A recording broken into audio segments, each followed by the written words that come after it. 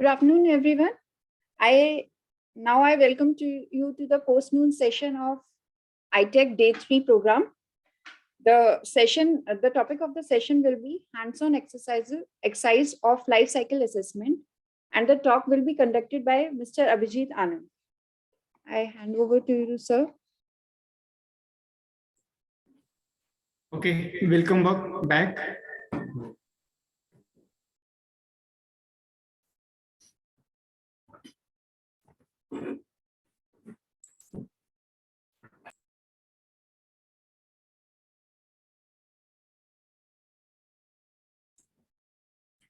Welcome back for the post-noon session. This session is more on the technical aspects of how to conduct life cycle assessment of any product. We can have services also.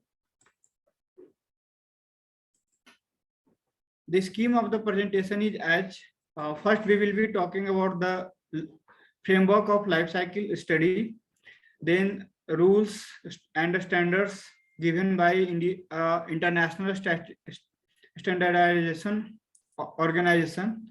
Then we will be doing one case study on a whiteboard marker, in which we will understand the 4 aspects of any life cycle study, which includes goal and scope definition, life cycle inventory, then life cycle impact assessment, then interpretation phase, and finally we will conclude with the learning outcomes of this study. Now, before any study based on life cycle assessment, we have to first of all define the objectives of that study. The objectives of life cycle study is equally important as other steps. In fact, this is the first step for the any life cycle study, where we have to define what we are going to do, and then we will come how to do. That means the first should be prioritized as to provide a complete picture of the interaction of an activity with the environment. That means we have to plan our life cycle study for any product so that we can have the almost all the interactions of this product's life cycle with the environment. For this interaction part, the most important is flow of matter and energy. Every product have some resource associated with it, and then the energy, which is the integral part of that resource. Then the second objective of any life cycle study should be to contribute to the understanding of overall interdependent environmental consequences of human activity. Then the third objective should include, which is the part for the decision makers of any country or any organization.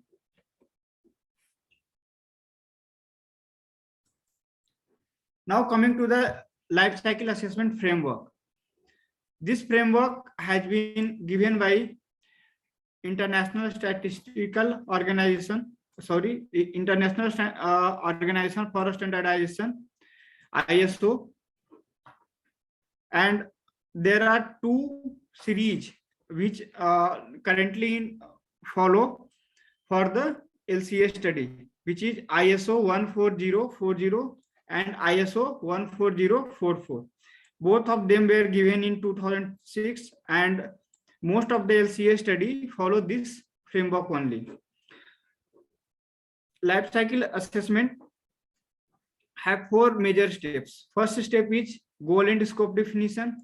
Second step is life cycle inventory, and the third step is life cycle impact assessment.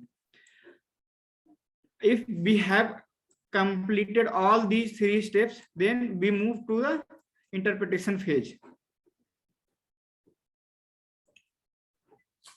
Okay.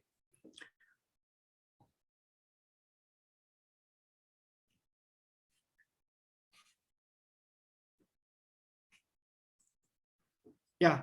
Now coming to the product life cycle, which is embedded with the circular economy part. See, every product have two aspects. First aspect is biological aspect and the second is technical aspect. Let us consider one example for this. If we consider a whiteboard marker, which is also a case study for this lecture, first question we have to ask is that, is this whiteboard marker is biologically degradable? The answer is no, because this whiteboard marker is made up of plastic and this remains in the environment for the long time. Then the technical aspect is that how it is manufactured, how the resources is extracted from the environment, and how it is used, and then how it is recycled at the end of its life cycle. It concludes the technical cycle of whiteboard marker. When we say a product for life cycle and it is integrated with circular economy, then we talk about the disposal of that product at the end of the life. The disposal part is the most important, which defines its impact on the environment after end of the life.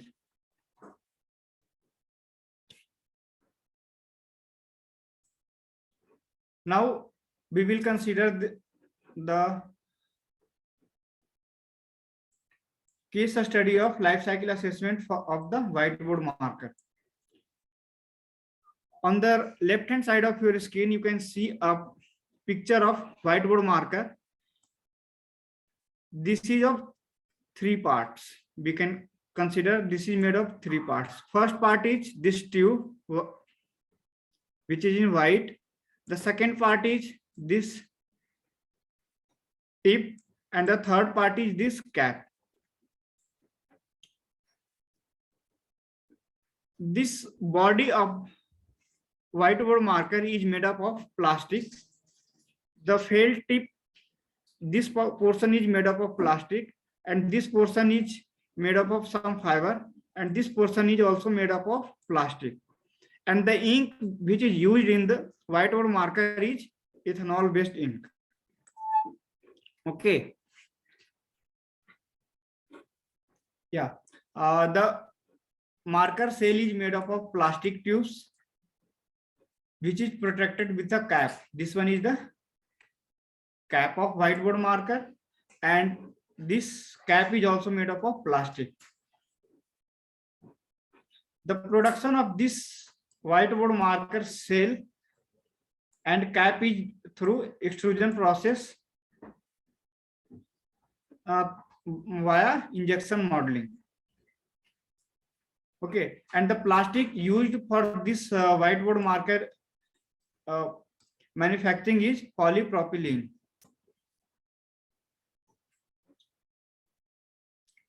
Okay, and this tip of the marker is made by biopolymer, or you can say in some marker fibers are also used. Okay, now coming to the basic assumptions before starting the life cycle study of whiteboard marker. First, coming to the materials used in the manufacturing process of whiteboard marker. We are using plastic, which is polypropylene, tube for manufacturing of tube and cap. Felt tip is made up of biopolymer, and ink is used ethanol based ink. In this case study, we have taken the weight of marker is 20.75 gram total weight, which is consisting of 13.55 gram. That means the weight of this whiteboard marker cell part, tube part, and this part of felt tip is made up of plastic, and the weight of that plastic is 13.55 gram, and the felt tip is 4 gram, which is biopolymer, and 3.2 gram of ethanol is used for making ink for one refill. Okay, now coming to the manufacturing part of this whiteboard marker, tube and cap each handled as a one component of the marker in this manufacturing process. And then, as I mentioned earlier, the tube and cap each made by the injection molding extrusion process. Okay, after the manufacturing, the different components are assembled and then it is packed in a plastic box for the packaging. After assembly,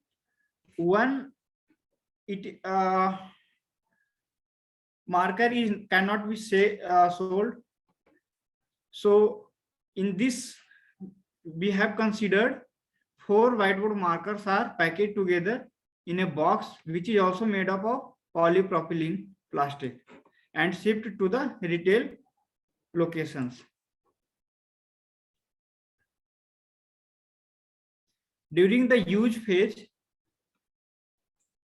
the user write using the marker on whiteboard, and ethanol ink based ink is released into the atmosphere. Ethanol, which is a volatile component of the ink, it is released to the atmosphere as emission. After the use phase, the whiteboard marker is disposed of and disassembled and incinerated. This is the part we have assumed for the life of at the end of the life of that whiteboard marker. Now, coming to the first step of any life cycle study, which is goal and scope definition. During goal and scope definition, first of all, we define what we are going to do. What are the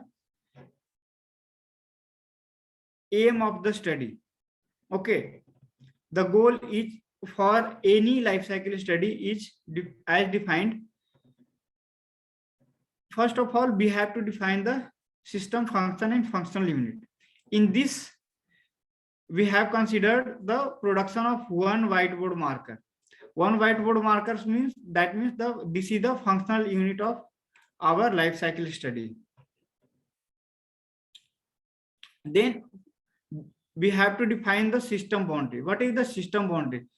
In the previous lecture, we have seen that for any life cycle study, whether it is cradle to cradle or cradle to grave or social based life cycle study or wheel to wheel, we have to define a system boundary which consists of all the steps during the life cycle of that product. Okay, and then in the goal itself, we have to define the impact categories. We will be learning about impact categories later in this lecture. In this impact category stage, we define what are the impacts we are going to study during this life cycle exercise. Okay, on the right hand side of the screen, I have shown a simple life cycle model of a whiteboard marker. The first step is production of plastic pipes through injection molding process, then production of felt tips through biopolymers, and then production of ink, which is 95% ethanol. Okay, then it comes to the assembly, in which assembly is done through machines, and machine is powered by electricity. Then after assembly and packaging, it comes to the distribution phase. For the distribution, transport services is used for the to transporting whiteboard marker, which is packaged in a pack of 4 to the retailers, and then the end users go to that retailer and buy that pen, whiteboard marker, and use it for their purpose. Okay, and after completion of the ink in the whiteboard marker, it is thrown. Okay, in this study, that is the end of the life of the whiteboard marker. So the whiteboard marker cell and the cap is then sorted at the end of its life cycle, and two part can be considered for the disposal. First part is incineration process, in which it is incinerated, and the second part is throwing it into the landfill, where it will remain into the atmosphere and for a longer time. But if we do the incineration of this whiteboard marker at the end, it will not be in the environment after the incineration process. Now, coming to the life cycle inventory phase. In this phase, we define what are the quantity of each material is required at each stage. As we have discussed earlier, for making one whiteboard marker, which is of 20.75 gram, it has 13.55 gram of plastic, 4 gram of biopolymer, and 3.2 gram of ethanol. Okay, this is the input as material. Okay, then there are some electricity, water, and gases is used in the production process. There is some transportation involved in distribution phase. There might be some hazardous and non-hazardous outputs during this production process, and at the end of the manufacturing, we get the finished product.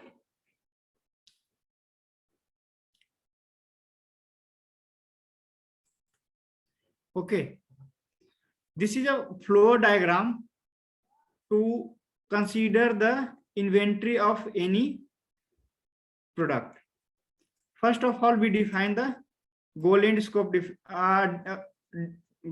scope of the study, which is the first step. In the second step, which is the life cycle inventory phase, we collect data regarding the production, manufacturing, transportation, use phase, at the end of the life, incineration or landfill. Okay.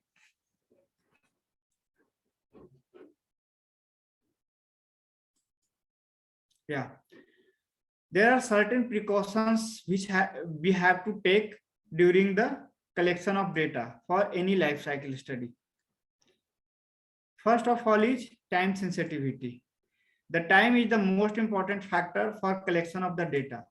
Let's say if we take last 1 year data for the production, or last 5 year data, there will be some difference. Why? Because the production process is ever becoming efficient. If we use last 5 year data, then we can project our new inventory so that the efficiency can be brought to the life cycle study. That means the life cycle study results could be more efficient or more reliable in the terms of accuracy. If we consider only 1 year data, then we cannot predict the efficiency in the manufacturing system could be brought in the next year. Okay. The next factor is geological location. The impact of manufacturing process also depends on the geographical location. How? See, different climatic conditions have different efficiency for the production process. If we have to deal with the heat during the production process of any product, then if that production is done in the temperate zone, and if it is done in the polar zone, or if it is done in the equatorial zone, then the different requirement of heat sink will be there in place. Let's say we have to cool the system, then in the polar zone you don't have to put a heat sink to cool the system. It will be automatically cooled because the climatic condition in the polar zone is already very low temperature. But if you are in equatorial zone, let's say in Sri Lanka, then the all year weather is very hot. The temperature is around 30 to 45 degrees Celsius. Then if you have to cool the system, you have to put a heat sink. Okay. Again, the technology is the most important part of the manufacturing process. The technological efficiency also plays a major role in this. If latest technology is used during the manufacturing process, then the process will be more efficient. If the 10-year or 20-year-old technology is used, the efficiency will be less. The next precaution is representativeness of the data. See, the data we are collecting for the life cycle study should be inclusive. That means this data should represent across the globe, not a geographical location. Okay. The other factor is consistency, reproducibility, and completeness. These three are almost similar and interdependent. This means how much your data collected is consistent all across the world, and how frequently it can be reproduced, and how much the completeness is there in the data collection, so all the areas could be covered in the scope. Here one thing is worth mentioning, that the greater precision, that means reproducibility of data, and completeness index, the results will be of better accuracy for any life cycle study. Now coming to our case study. This is all what we require during the production of our whiteboard marker. As I have mentioned earlier, ethanol, which is 95%, biopolymer, which is polyester, complex starch based polymer, electricity is also required, marker cell, marker cap is produced through injection molding extrusion process. For making marker cell and marker cap, we require plastic, which is converted into plastic pipes through extrusion, polypropylene, and injection molding machine, plastic box for packaging, and package marker at the end.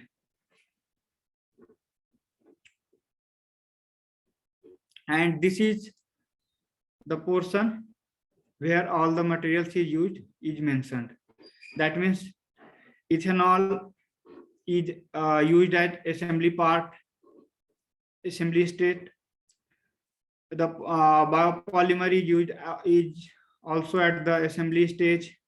electricity is also used at assembly stage. Whiteboard marker is produced at the assembly stage and it is a part of the packaging. Marker cell is produced through extrusion and it is a part of assembly stage. Similar for the marker cap and plastic box at the box production and packaging stage, and package marker is distributed in the packaging. Okay, now coming to the process molding.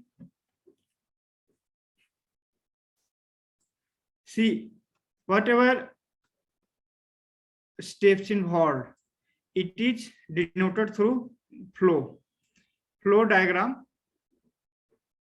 In this diagram, I have shown the material flow of the during production or manufacturing of this whiteboard marker.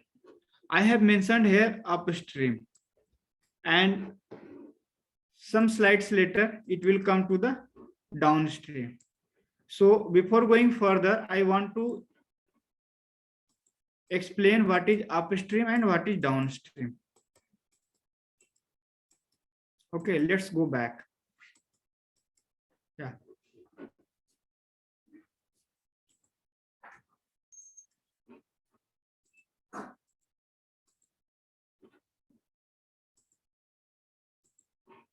Yeah.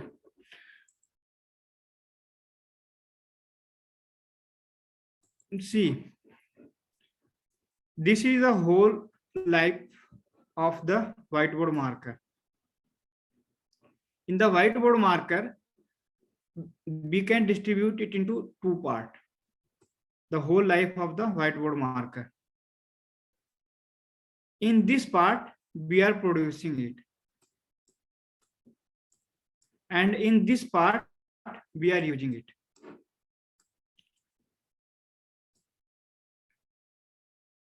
The distribution could also be the part of manufacturing if you wish to consider, or you can leave it to the use phase. It all depends on you. Okay. See, this phase is called upstream and this phase is called downstream. Upstream includes all the processes which is the part of the manufacturing. That means extraction of resources,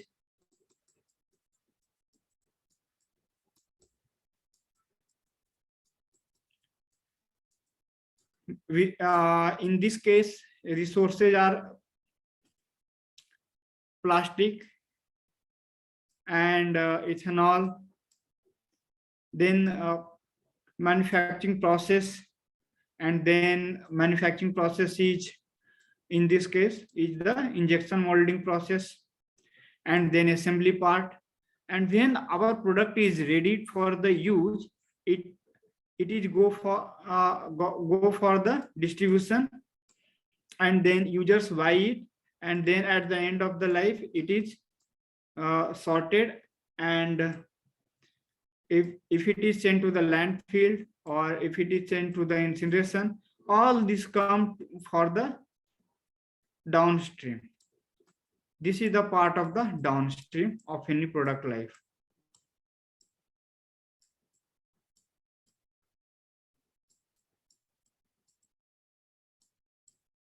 This is the downstream, and this part is for the upstream. I hope it is clear to you.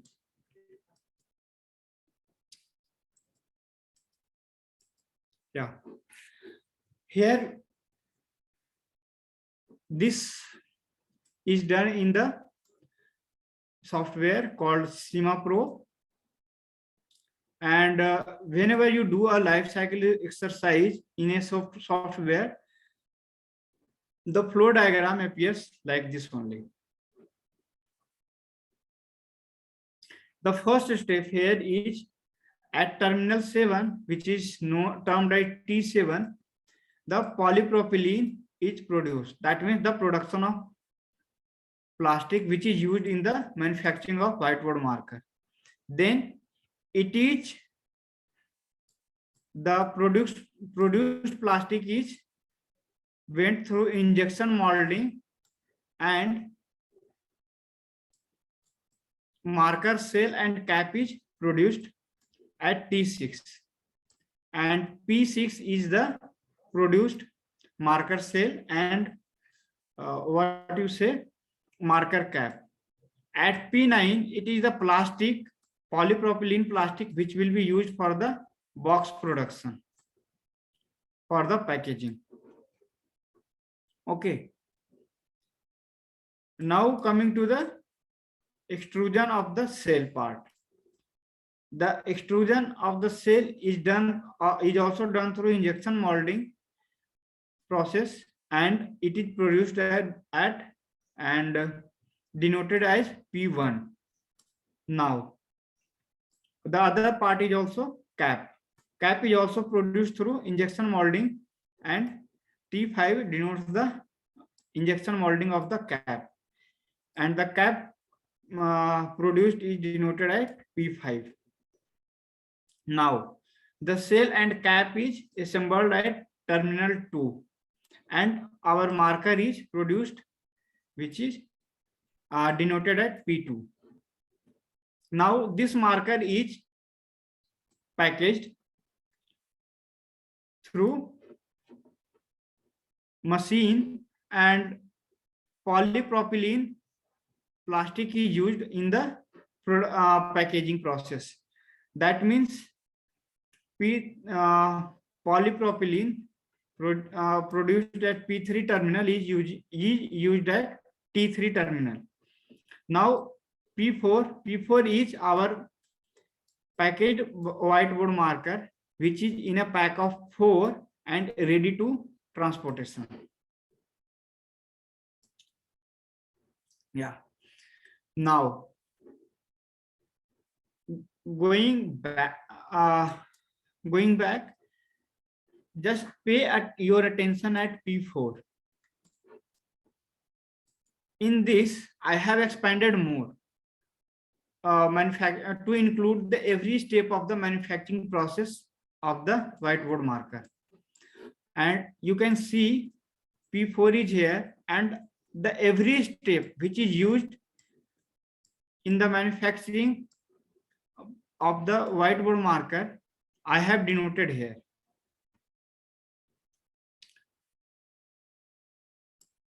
All from the extraction of the resources, then the extrusion and molding process, and then the assembly process. Okay. Now you can see here this is the part for the production of felt tip, which is biopolymer based. This is the production of the ethanol, which is a part of the ink. Electricity is also involved in the production process. Polypropylene is produced for making cap, and the injection molding is used for making cap. That means these two processes are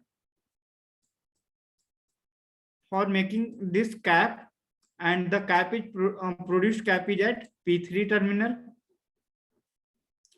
The electricity is denoted at P25, and the ethanol production produced ethanol is P28, and the felt tip, which is made up of biopolymer, is at P31. Now coming to the other processes, which is for the cell. For cell production, extrusion is used and polypropylene is used for the production of marker cell through the extrusion process. At P1 terminal, the cell marker cell is denoted as P1. Okay. Now coming to the box production for the packaging. Packaging is done also done through polypropylene plastic, and it is produced, and the injection molding process is also used to make the packet of the whiteboard marker. Okay, now at this point, that means terminal T1, the marker cell cap of the marker is assembled, but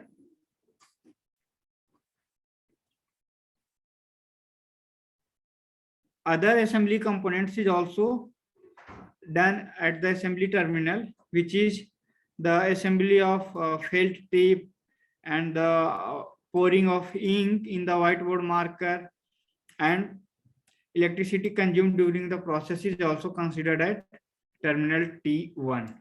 Now at P2,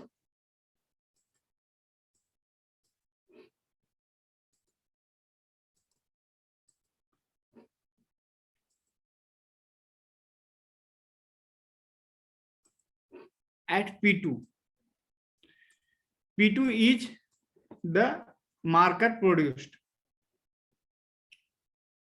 and 4 markers is taken to the terminal 4, which is called T4 for the packaging into one box, and P4 is one packet of whiteboard marker where consisting of 4 whiteboard markers. Okay.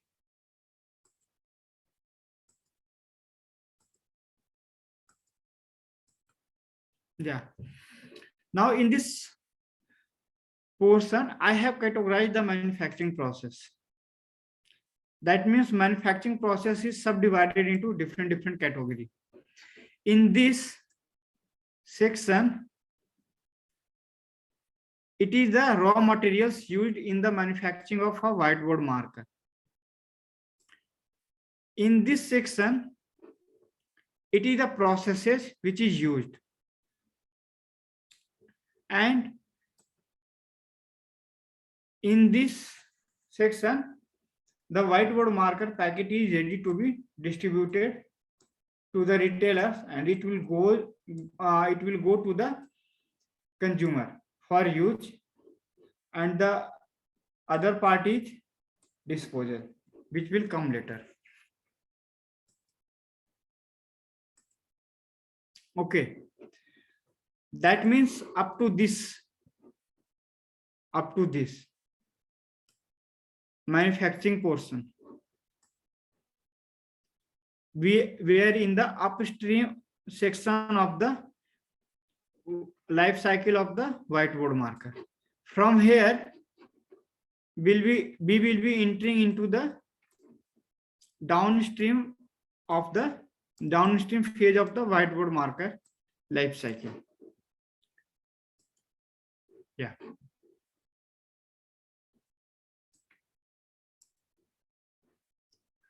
To get the complete picture of life cycle model of any product, we have to complete the modeling of the life cycle into the downstream stage also.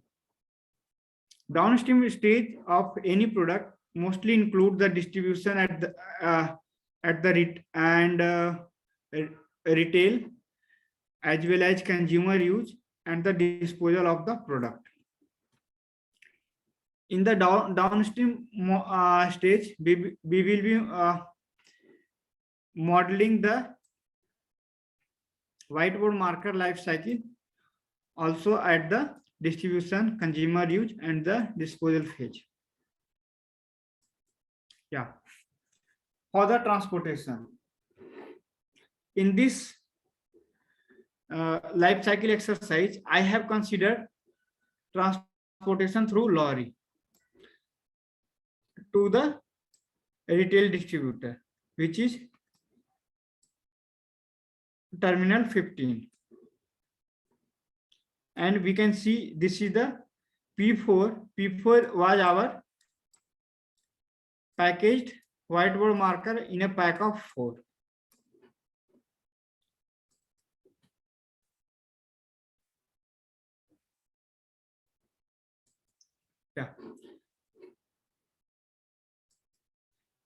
Now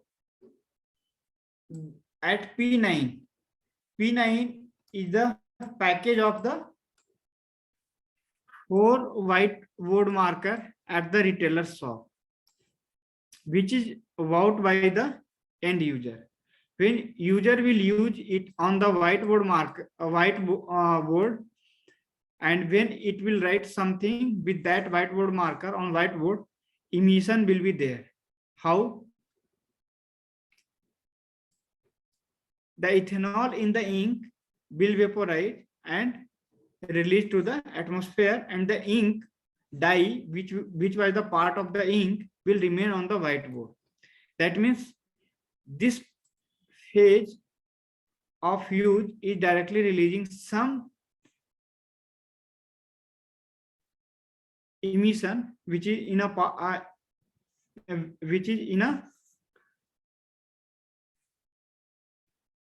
phase of ethanol. Okay.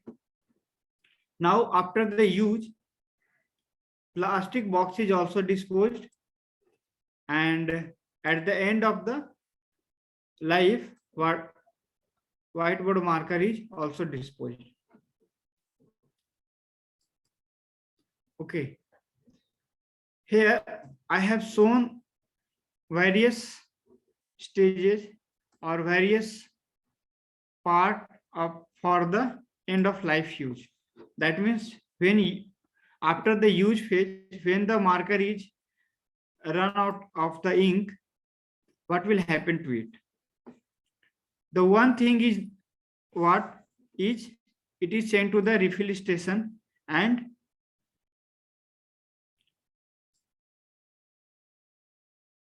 it is refilled, and then it is used. Then it will go back to the use phase, or it will be directly sent to the sorting facilities. That means it is considered that we are not refilling it and just buying the new whiteboard marker for the other use. Okay.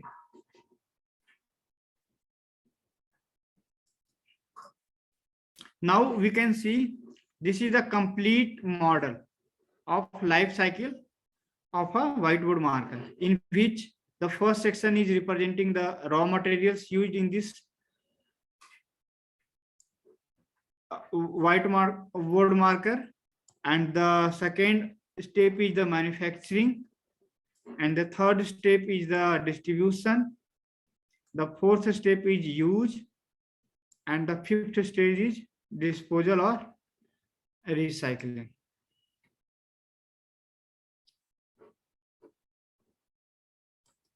Yeah. Now in this slide, I have shown the physical flow of the material during the life cycle of the whiteboard marker. Okay. This is the electricity used. This is the plastic used, and this is also the plastic used for the case production. That means for the packaging, and this is the plastic used for the whiteboard marker cell production. Here the electricity used, here the ethanol produced, and the felt tip produced through the biopolymer. And here material is brought to the assembly stage, and this whiteboard marker is assembled, and it is in the shape of the actual whiteboard marker be used, and then it is sent to the packaging, and then material flows towards the distribution.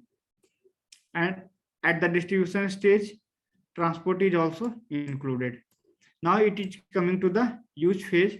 When we are using the whiteboard marker, there is an emission to the atmosphere in the form of vaporized ethanol, and the dye will remain at the whiteboard only.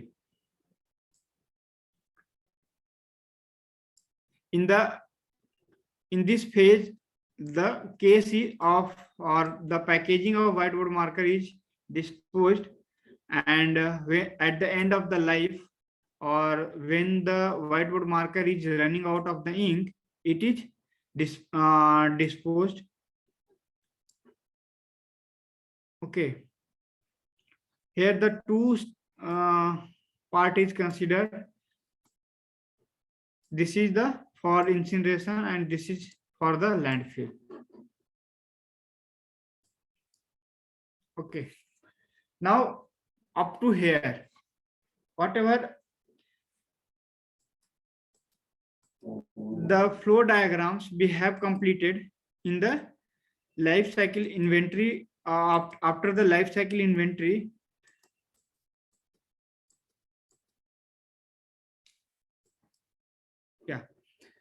this will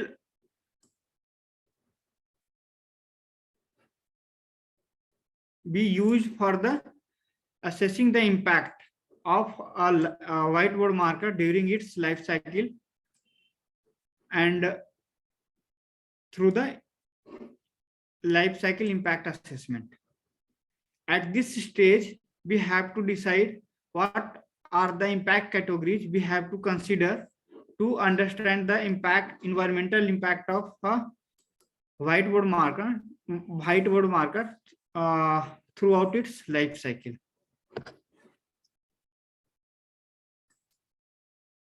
Okay. Yeah. Life cycle impact assessment is the stage 3 of any life cycle study. It is followed by the inventory analysis and making the flow diagram for the life cycle of the product. Okay. Life cycle impact assessment include the selection of impact categories, categorizing indicators, and characterization model. And with those models, we determine the contribution of the impacts in the various categories. In the present study, I have considered only the global warming potential. Okay. Yeah. Impact assessment have two categories. In fact, it is the endpoint and the second one is midpoint.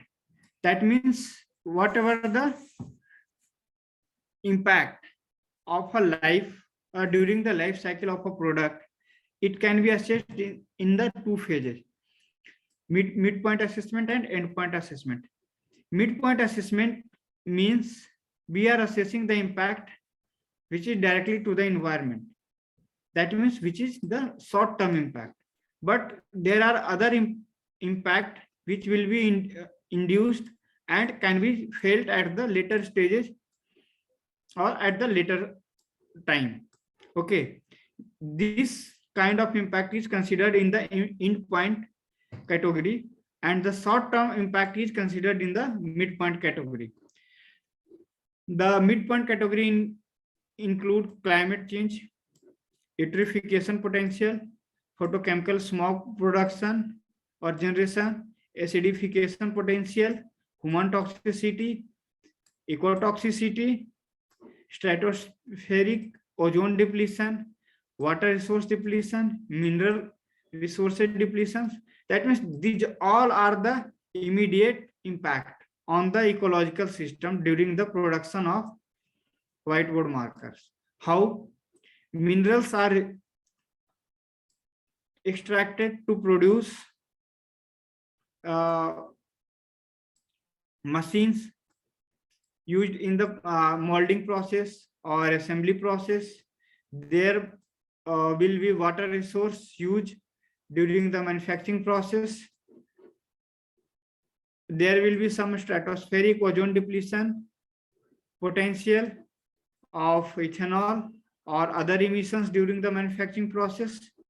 There might be some photochemical smog generation due to the environmental release during the use phase and the manufacturing phase. That means these all are the short-term or immediate impact on the environment. But there are also the long-term impact. That means there are workers who are working in the manufacturing unit, and there will be some health hazards, and it can be seen after 10 years or 20 years. Okay, there will be some other impact on the local community during because of the manufacturing of whitewood marker. That means these are the end of end impact of any product during after its life cycle. Okay, there are certain elements associated with life cycle impact assessment, and which can be categorized as mandatory element and optional element. Mandatory elements are those which are necessary to interpret the results in a correct manner, or there are some optional elements which is included or not included is decided based on the target audience which will be going through our results. That means if the organization is only using the life cycle study results for their own purpose, they can avoid normalizing, grouping, and being aggregating the results, because of it will be just for the purpose of the internal use of organization only. But if this if any life cycle study result is intended to be made public for the public use or the global use, then it also includes the normalization, grouping, and weighing and aggregation of the result, because the different section having the different impact and the different perception about the life cycle results. Okay, now this is the diagram for the emissions during the life cycle of the whiteboard marker. In this, I have shown the direction for the material flow, and at the same level I have also shown the emissions, because I have only considered the climate change category for the impact assessment of life cycle of whiteboard marker. Okay, so our result will be only showing the global warming potential during the life cycle of the whiteboard marker. Okay, in this, the emission is considered at the use phase, which is the only direct emission to the atmosphere or to the environment. So what I did is that all the emission is channelized towards the use phase only. All the emissions, you can see it.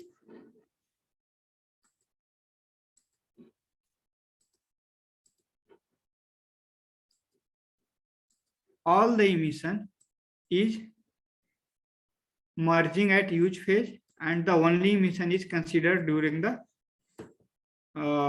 life cycle of the whiteboard marker, be it as, from assembly,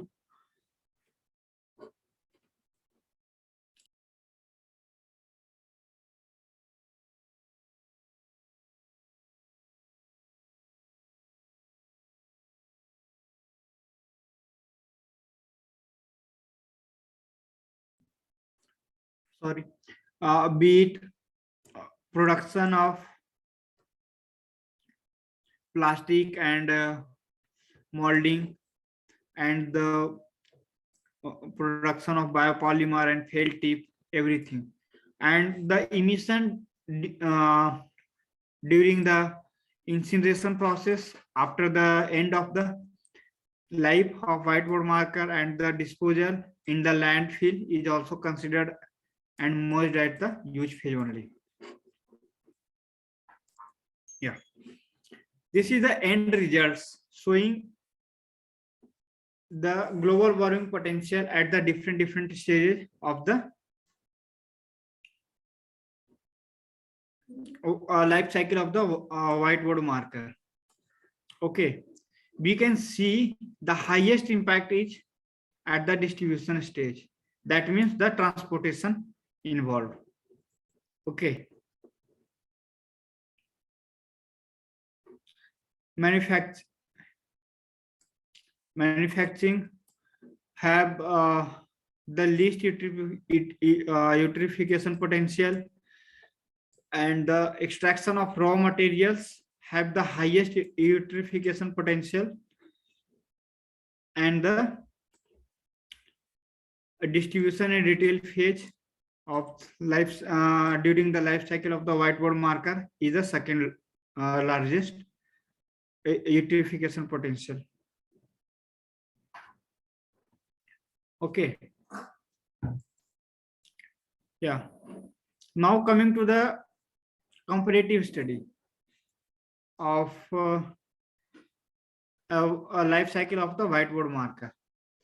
In this comparative study, what the model was made is that the only one whiteboard marker, and if that whiteboard marker is refilled and used again, that means in this the study was planned like what are the impact when I am using one marker and just throwing it away after the end of the life.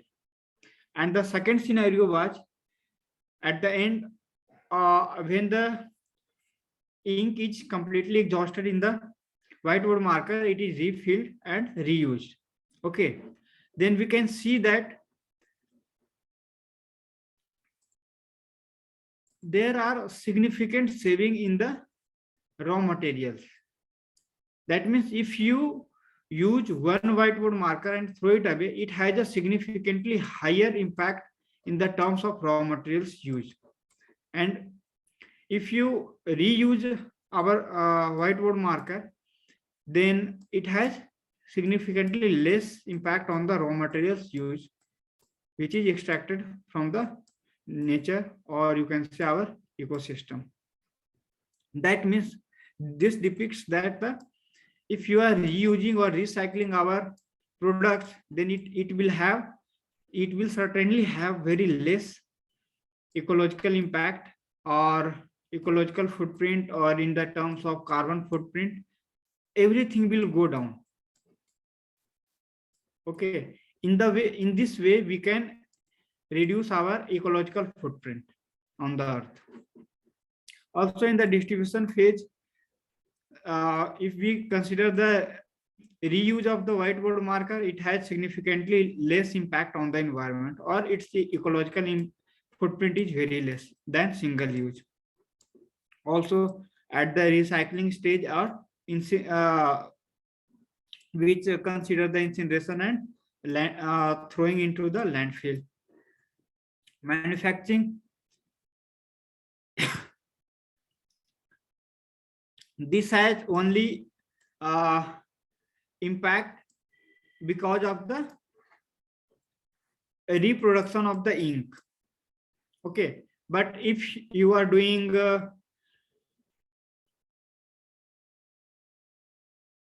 life cycle, if you are only considering life cycle of one marker, then there is no remanufacturing of ink. Okay. Now coming to the interpretation phase.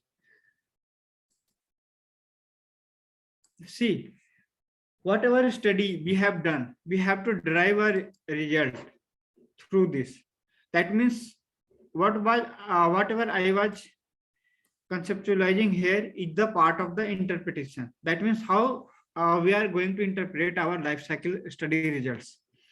We have interpreted that the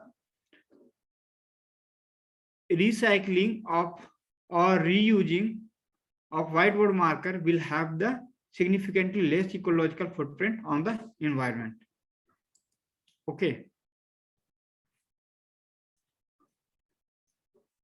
the interpretation should include the following points after the life cycle study. The interpretation phase should identify the significant issue based on the results of life cycle inventory and life cycle impact assessment, and how it could reduce the environmental impact. Okay, in this case, how we can reduce the ecological footprint or environmental impact of whitewood marker by refilling it and reusing it. Okay, the interpretation should also check the attainment of goals during the first stage.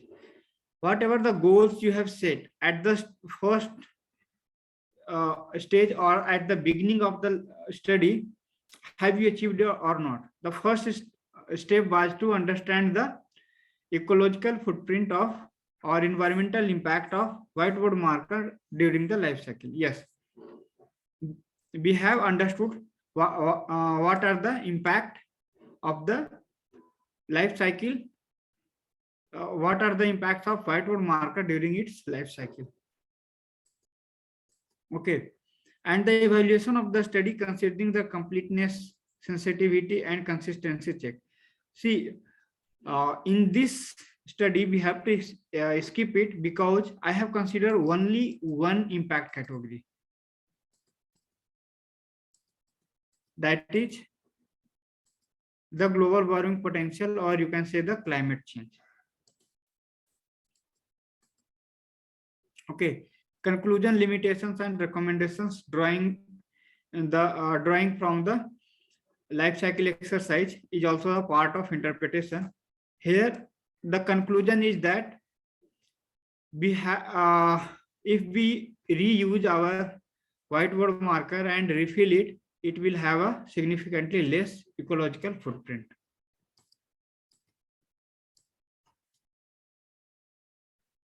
Okay, and this is the same concluding part. Yeah, that's all from my side, and I hope I am able to make you understand the complete exercise of a life cycle of any product in the form of just I have taken the example of whitewood marker. In the similar fashion, you can also do the life cycle study of any product. And in the same way, you have to define your system boundary and material flow, energy flow, and emission flow. Okay, now I am open to questions. If you have any, you can ask, or you can simply write down in chat box and I can answer your questions now.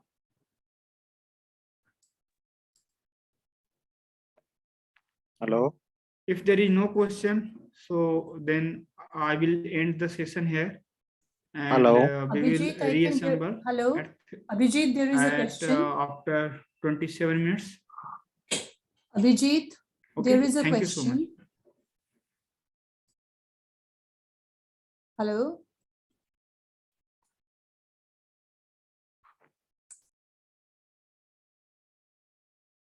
Hello. There is a question you can ask. You go ahead and ask. Okay, thank you. What is my question is Someone has while raised his hand. If you have any He- question, you can ask. okay, okay. While modeling this life cycle analysis, why we consider only at the use the emission at the use? Why not at the transportation, production, and pre-production conditions? Only we indicated the emission at the use only. What is the reason for this? Yeah. See, the emission was direct at the. I'm going to the slide.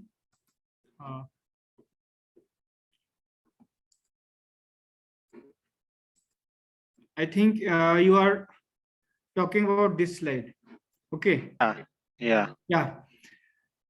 See, in this, the emission is I have considered in the model the emission at the use phase only.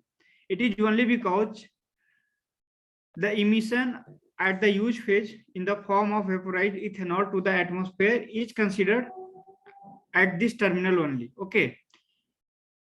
If you go to the distribution phase and considering the emission because of the vehicular emission, then all the emission will be channelized to the transportation. Okay, not at the use. It's up to us where we are channelizing all of our emissions. Okay, all the emission will go to this. If we consider at the transportation phase, then all the emission will be channelized towards the transportation only. I hope you understand. Okay, thank you. Thank you. Yeah. Any other question?